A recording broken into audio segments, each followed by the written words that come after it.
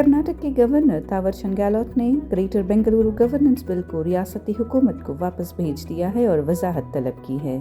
शहरी नुमाइंदों की तशवीश और बीजेपी की मुखालिफत को इसकी वजह बताई गई है। रिपोर्ट के मुताबिक ये कांग्रेस हुकूमत के लिए एक झटका समझा जा रहा है जो बेंगलुरु में शहरी इंतजामिया को बेहतर बनाने का इरादा रखती है।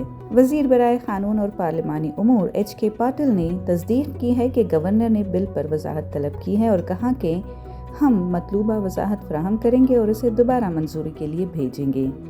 ये बिल जो बीजेपी की मुखालिफत के बावजूद मंजूर किया गया, बृहद बेंगलुरु महानगर पालिका को 7 म्यूनसिपल कॉरपोरेशंस में तकसीम करने की तजवीज़ है ताकि शहरी इंतज़ाम बेहतर बनाया जा सके।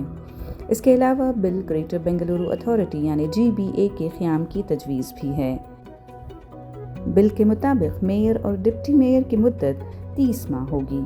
वज़ीर आला GBA के एक्स ऑफिशियो चेयरमैन होंगे और बेंगलुरु के वज़ीर बराए तरक्की एक्स ऑफिशियो वाइस चेयरमैन होंगे। HK पाटिल ने मज़ीद बताया कि अगस्त 2023 से अब तक 119 बिल मंजूर किए जा चुके हैं, जिनमें से 83 को कानून का दर्जा दिया जा चुका है।